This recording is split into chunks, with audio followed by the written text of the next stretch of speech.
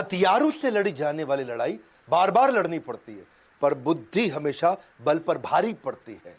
ऐसे बुद्धि के राजा 21वीं सदी के चाणक्य, हमारे देश के जेम्स बॉन्ड अब काल्पनिक चरित्र नहीं रह गया, असली के जेम्स बॉन्ड अजीत डोवाल प्रधानमंत्री के बाद कहा जाता है कि दूसरे सबसे शक्तिशाली व्यक्ति हैं। सीधा कैबिनेट मिनिस्टर का दर्जा, पर पीएमओ को सीधा रिपोर्टिंग, बीच में कोई नहीं। कीर्ति चक्र, प्रेसिडेंट पुलिस मेडल। अगर पाकिस्तान इनके नाम से डरता है, क्यों डरता है, क्यों घबराता है, क्यों पाकिस्तान के विदेश मंत्री, रक्षा मंत्री सब इसी की बात करते हैं। ये अजीत डोवाल की स्ट्रैटेजी, ये अजीत डोवाल नहीं होता तो क्या होता, अजीत डोवाल के कारण हो गया ये। डोवाल कौन है अजीत डोवाल, बात करूंगा। आजकल तो फॉर्म में चल रहा हूं, मजा आ रहा है। 2050 मैकडॉनल्ड, गांधी, बंगाल, बिलियनियर्स के ऊपर वीडियो बनाया, और जो पब्लिक स्पीकिंग के 2 वीडियोस बनाए वो नहीं देखे तो जरूर देख लीजिएगा। नमस्कार, मैं Vivek Bindra, founder and CEO बड़ाबिजनेस.com। नीचे एक तो अजीत डोवाल के बारे में आज बात करेंगे खूब कमेंट बॉक्स में, क्या कौन सी स्टोरी उनकी कहानी पसंद आई, कई कहानियां बताने वाला हूं। एक ऐसे जासूस, एक कठोर जिंदगी जीने वाले वो जासूस जिन्होंने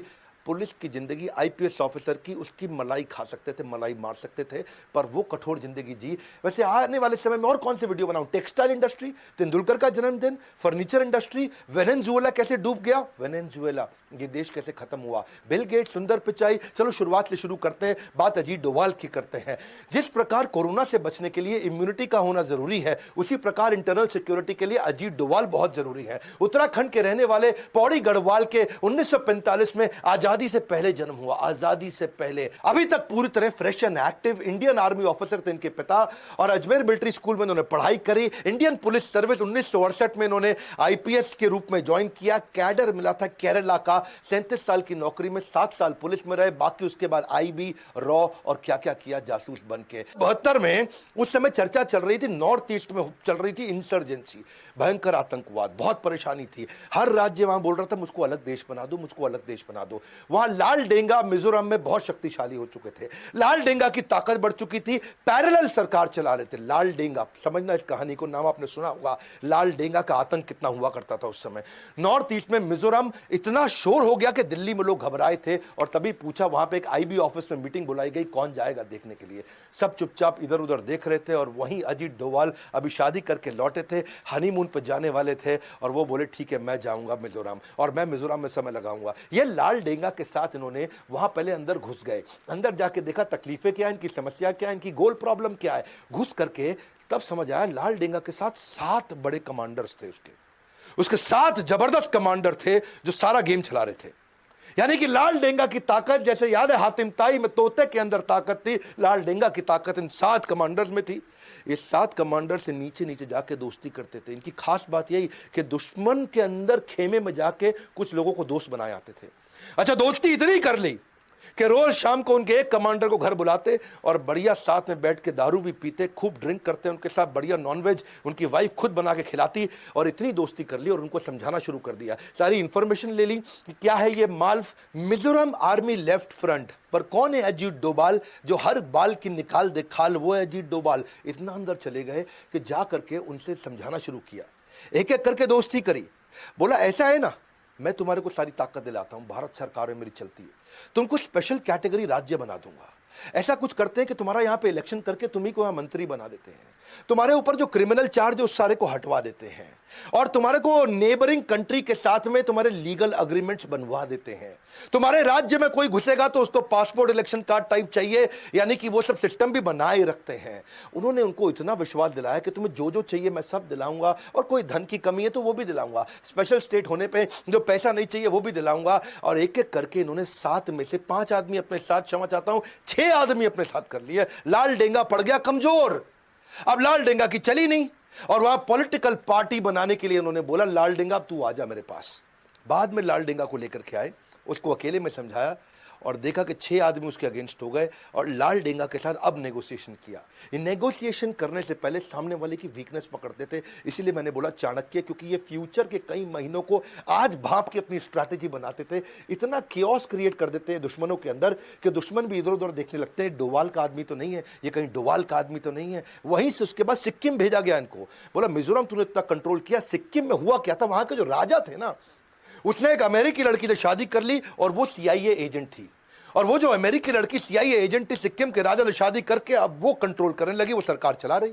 इधर भारत सरकार टेंशन में आ गई कि भैया सीआईए एजेंट मतलब अमेरिका आके कंट्रोल करेगा और उसका चाइना से कहीं रिश्ता ना बनवा दे और चाइना का कहीं कंट्रोल ना बढ़ जाए। अब वहां के राजा जो है सुने नहीं किसी की। अब ये सिक्किम अलग हो गया था भारत से, अभी तक भारत का पूरा हिस्सा बना नहीं। 47 में केवल अधूरे कुछ कॉन्ट्रैक्ट के साथ सिक्किम भारत से जुड़ रहा था, पर पूरी तरह भारत में मिला नहीं। तब ये वहां डोवाल गए, वहां जाके क्या देखा, उधर की local party Sikkim national Congress party, उनको पकड़ लिया इन्होंने और वहां उनसे दोस्ती करी, उनके लीडर्स को अपने साथ रिश्ता उनका जोड़ा और पूरे सिक्किम के अंदर बोला कि तुम्हारे राजा तो तुम्हारे को कुछ मदद नहीं कर रहा है, तुम्हारा राजा तुमसे टैक्स वसूलता है, तुम्हारा सपोर्ट नहीं करता। और वहां राजा के खिलाफ हवा बढ़ानी शुरू कर दी और इस पार्टी को मजबूती देनी शुरू कर दी। बाद में रेफरेंडम भी पास करा दिया, वहां सब लोगों ने भारत के फेवर में वोट भी कर दिया। अच्छा, वहां राजा और इनका प्रधानमंत्री जब ये बना वहां का सिक्किम नेशनल कांग्रेस पार्टी, इनका आपस में झगड़ा करा दिया। मैं बता रहा हूं आपको, बुद्धि बल पे भारी पड़ती है, हथियारों की लड़ाई जिंदगी भर लड़नी पड़ती है। और ये क्या किया, इनका आपस में झगड़ा। अब प्रधानमंत्री और राजा आपस में झगड़ा करें, राजा ने अब अटैक करने की कोशिश करी, प्रधानमंत्री ने यहां पे हमारे देश के प्रधानमंत्री को बोल दिया। तब सिक्किम का प्रधानमंत्री माना जाता था, तो हमारे देश के प्रधानमंत्री को बोला भैया मेरी मदद करो। और देश के हमारे प्रधानमंत्री उस समय तुरंत डोवाल के कहने पर सेना भेज दी और राजा के पूरे महल को कब्जा कर लिया, राजा को कंट्रोल में कर लिया। राजा आए कंट्रोल में, गेम हो गया पूरा चेंज और सिक्किम को पूरे होशो हवास में राजा के वापस देश में मिला लिया। जोश में गोली चलती है और होश में बोली चलती है, ये बोली से काम कर जाते हैं, इनको गोली नहीं चलानी पड़ती है। और वही कारण है आज सिक्किम हमारे देश का हिस्सा क्यों। अजीत डोवाल कहानी सुनते हैं पाकिस्तान की। ये जो हमारे अजीत डोवाल है ना, ये बहुत बुद्धिमान जासूस थे। इसकी कहानी को जरा समझते हैं, पहले बैकग्राउंड देखते हैं। इंडिया में पोखरण का टेस्ट कर दिया इंदिरा गांधी ने, जैसे बाद में आगे हमारे प्रधानमंत्री वाजपेयी ने किया था। न्यूक्लियर का टेस्ट अपना हो गया, यहाँ पे सफल हुआ। पाकिस्तान को लगनी थी मिर्ची, उनको तकलीफ होनी थी, उन्होंने अपनी तैयारी करनी थी। तो वहां जो डॉक्टर AQ खान उनके साइंटिस्ट थे, उन्होंने चाइना और फ्रांस से मदद ली कि हम भी अपना न्यूक्लियर टेस्ट करेंगे भाई, हम भी अपने न्यूक्लियर वेपन बनाएंगे। फ्रांस को समझ आ गया ये टेक्नोलॉजी के लिए नहीं वेपन के लिए कर रहा, तो फ्रांस हो गया बाहर। चाइना मदद कर रहा था, लेकिन ये डॉक्टर AQ खान की तैयारी पूरी नहीं हुई, तो ये नॉर्थ कोरिया निकल गए। साइंटिस्ट थे ये, नॉर्थ कोरिया गए। नॉर्थ कोरिया अपने किम जोंग यूंग के पिता उस समय, वो भी अपने न्यूक्लियर के चक्कर में पड़े थे। तो दुनिया ने देखा क्या चक्कर है भाई, ये क्यों गया नॉर्थ कोरिया, ये क्यों तैयारी करके आया। सबको लगने लगा इधर जो है मैडम इंदिरा गांधी ने और रॉ और IB का गठन कर दिया और अपनी बढ़िया टीम बना दी कि मैं यहां से लोगों को भेजती हूं चाइना और पाकिस्तान, मेरे अपने स्पाई और मेरा अपना नेटवर्क होना चाहिए जो राइट खबर दे सकें। इधर से अजीत डोवाल को सिलेक्ट किया गया कि अजीत डोवाल एक काम करो, अब तुम मेरे को डायरेक्ट रिपोर्ट कर रहे हो, मैं हूं प्रधानमंत्री और तुमको जाना है, इसलिए तुम IB को यहां से लीड करोगे, नेटवर्क बनाओ पाकिस्तान में। काहोटा नाम की जगह थी ये, रावलपिंडी के पास में, जहां पे इनका एक खान रिसर्च सेंटर था, जहां पे इसकी तैयारी चल रही थी। इसकी खबर तो लगी लेकिन ढूंढना मुश्किल हो रहा था। अब ये अंडर कवर एजेंट वहां पहुंच गए पाकिस्तान के अंदर, वहां ढूंढने का खूब प्रयास किया, कुछ मिले नहीं वहां पे। ये काहोटा में भिखारी बन के घूम रहे थे और अपनी पूरी तैयारी कर रहे थे। इधर इंडिया के अंदर उथल पुथल हुई, इंदिरा गांधी इलेक्शन लूज कर गई क्योंकि अपना इमरजेंसी हुआ था। और यहां कौन आ गए, मोरारजी देसाई आ गए। अच्छा, इन्होंने क्या किया, खान रिसर्च सेंटर के बाहर जो साइंटिस्ट आते थे उनको ट्रैक करना शुरू किया। ये साइंटिस्ट आ रहा है जा रहा है, आ रहा है जा रहा है, मिल नहीं पा रहे, पकड़ नहीं पा रहे, समझ नहीं आ रहा क्या करें। तो इनकी जो अपनी पढ़ाई थी, इनको पढ़ाई से समझ में आया कि अगर कोई न्यूक्लियर वेपन पे काम कर रहा है तो उसका जो रेडिएशन है ये उसके शरीर में आ सकता है, उसके शरीर के स्किन का टुकड़ा मिल जाए, बाल का टुकड़ा मिल जाए। तो उन्होंने एक ऐसा नाई ढूंढ लिया, वहां ऐसी बार्बर शॉप ढूंढी जहां पे साइंटिस्ट जाया करते थे।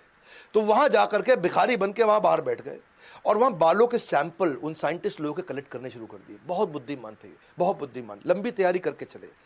अगर ये न्यूक्लियर वेपन पे काम कर रहे हैं तो बालों में रेडिएशन आ जाएगा। इन्होंने धीरे धीरे सैंपल कलेक्ट किए और किसी तरह अपने नेटवर्क के थ्रू उसको इंडिया में भेजा। और इंडिया में जब बालों को चेक किया गया तो बहुत भारी मात्रा में रेडिएशन भी मिल गया। अब समझ आ गया कि यहीं पे पाकिस्तान काम कर रहा है, यहीं तैयारी हो रही है।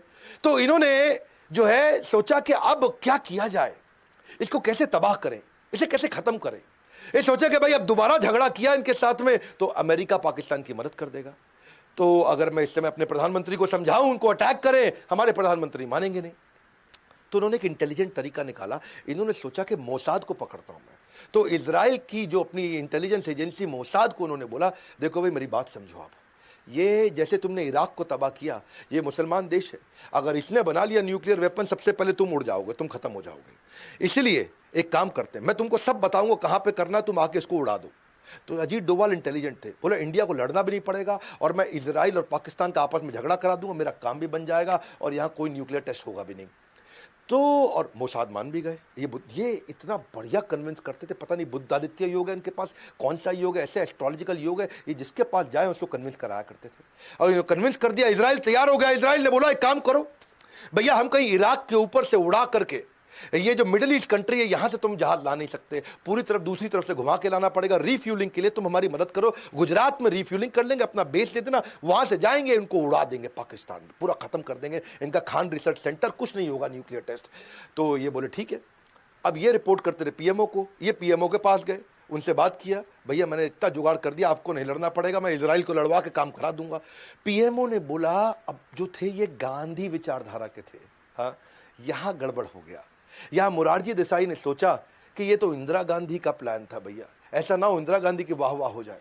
उन्होंने साफ बोल दिया कि भाई वो कर रहा है टेस्ट, उसको करने दो, हम तो गांधी विचारधारा के हैं, हम तो लड़ते नहीं किसी से, वो उनके देश का आंतरिक मामला है, मुझको नहीं लड़ना भैया, हम नहीं वो इजराइल को बुलाएंगे यहाँ पे, हमारी धरती को क्यों खून से रंगा जाए, हमारी धरती को क्यों गंदा किया जाए। उन्होंने साफ मना कर दिया। अब वहां मना कर दिया तो ये बड़े परेशान हो गए, क्या कर रहे हैं, इतना मुश्किल से बाल वाल निकाल के सब जुगाड़ करके इजराइल को समझा के कराया, लेकिन ये हार कहाँ मानने वाले थे।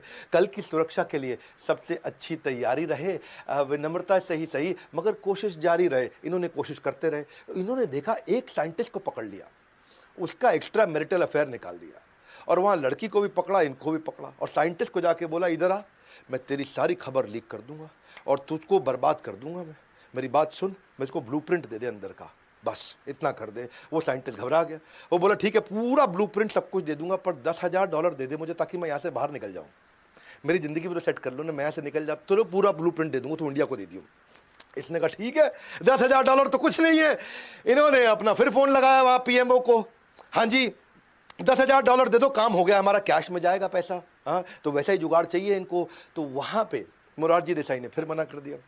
मोरारजी देसाई बोले ऐसे थोड़ी होता है, हमारे पास तो बजट भी नहीं है जी, हमारे पास पैसा भी नहीं है, और हम क्यों ये सब काम करें, जो पाकिस्तान को करना है वो अपनी धरती पे कर रहा है, हम अपनी धरती पे कर रहे हैं, वो उनका आंतरिक मामला है। मोरारजी देसाई ने फिर से मना कर दिया। अब यहां पर परेशान हो गए। अच्छा इधर हमारे रॉ के चीफ अरिन का वो परेशान हो गए, वो बोले मोरारजी देसाई जी ये क्या तरीका हुआ, हम लोगों ने अपने स्पाई नेटवर्क को जान खतरे में डाल के इंफॉर्मेशन ला रहे हैं, सोचो सर आपको ब्लूप्रिंट मिल गया तो आप क्या क्या कर सकते हो, आपको सब पता चल जाएगा उनके बारे में।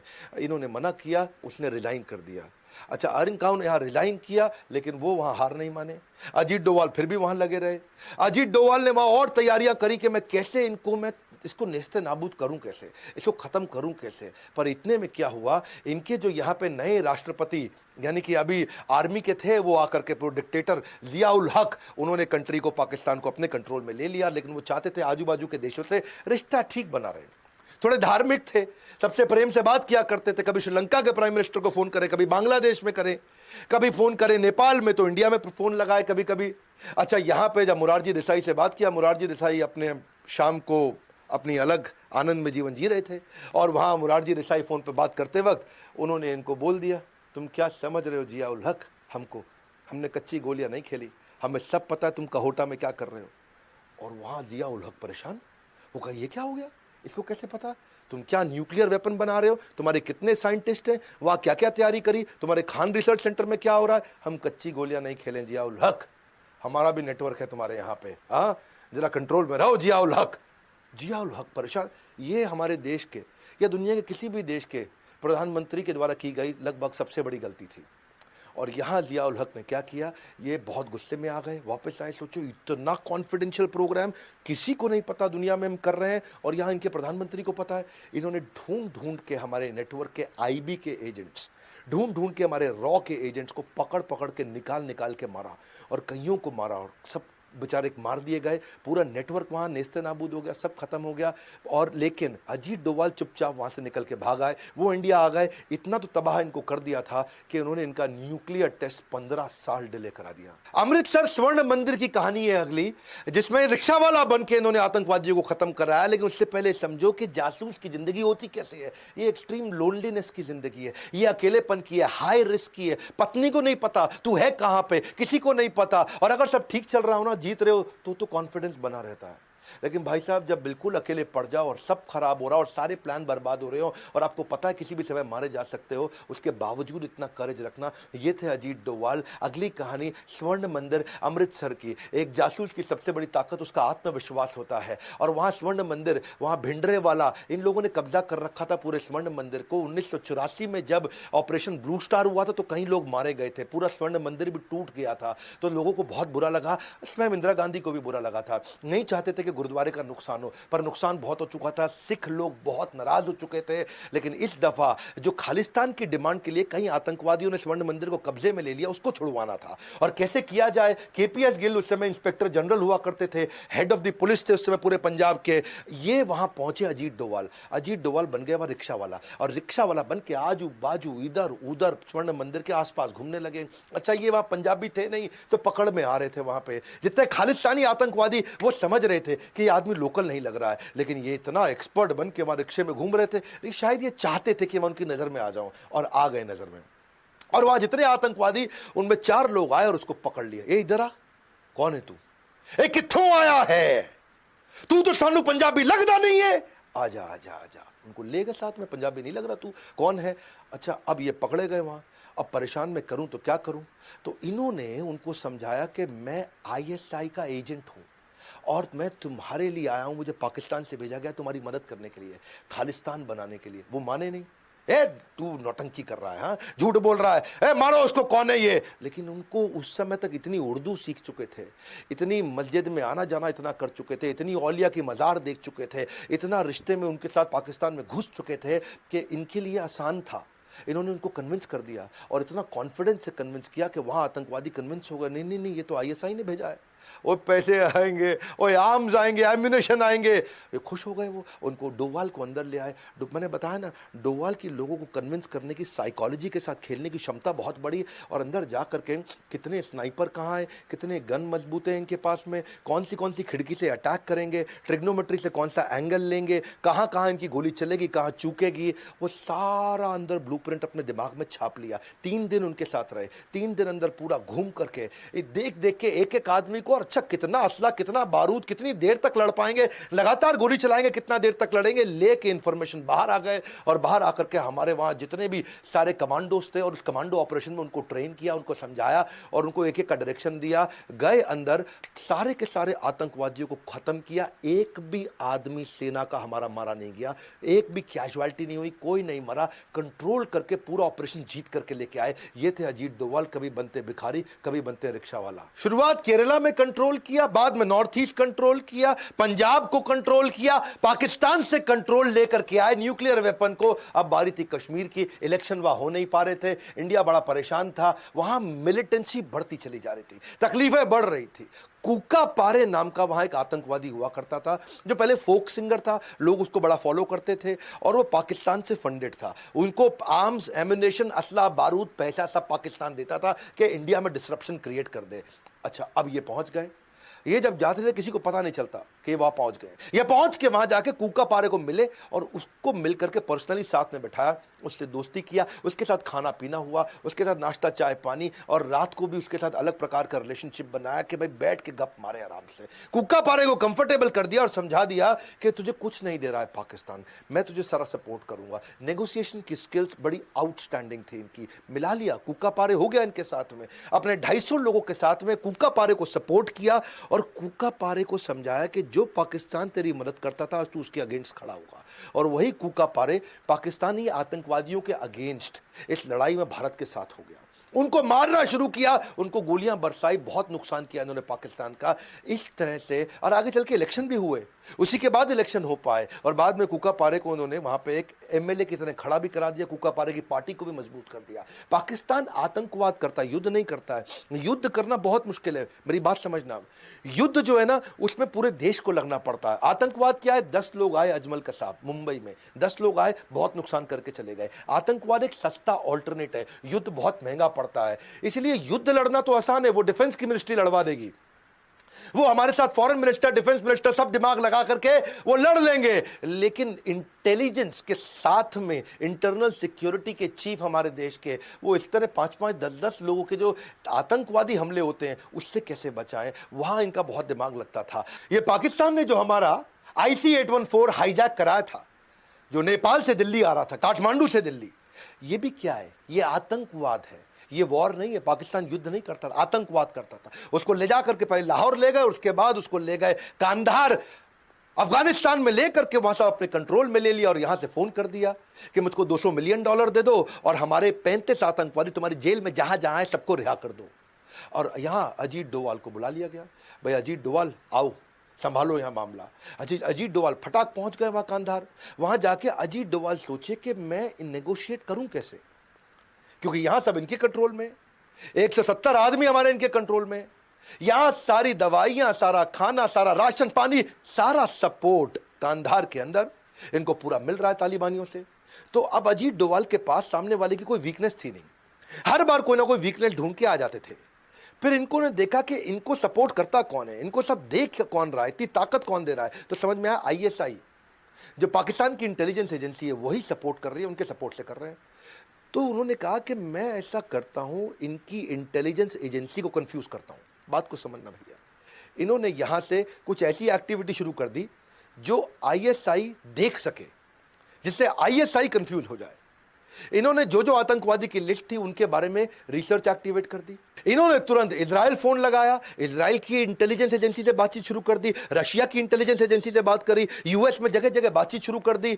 और यहां पे कंफ्यूज हो रहे ISI वाले, बोले कर क्या रहा है अजीत डोवाल? अच्छा, आतंकवादियों को बोला बात करो, उससे बात करो। बोलो कहां है $200 मिलियन मांगो इससे। ये अजीत डोवाल को बोले पैसे दे दो, 35 आतंकवादी दे दो, तभी हवाई जहाज छोड़ेंगे। अजीत डोवाल बोले दे रहे हैं, थोड़ा समय दो, पैसे की तैयारी कर रहे हैं, इतने आतंकवादी लेके आने, उसकी तैयारी कर रहे हैं, थोड़ा समय दो, समय दो। अजीत डोवाल समय मांगते जा रहे थे और यहां से वो चाहते थे कि ISI को कंफ्यूज करते जाऊं, ISI उनको इंस्ट्रक्शन देता जाएगा। इसको बोलते हैं चाणक्य पंडित। इन्होंने ISI को इतना कंफ्यूज करा दिया कि इन्होंने दुनिया भर में बातचीत शुरू कर दी और ISI को लगा अजीत डोवाल कोई लंबी चौड़ी तैयारी कर रहा है भैया, ऐसा ना हो कोई इजराइल से अटैक करवा दे, ऐसा ना हो कि पीछे रशिया का झगड़ा हुआ करता था इनके साथ अफगानिस्तान में, यहां से अटैक करा दे, कहीं US से कुछ करा दे।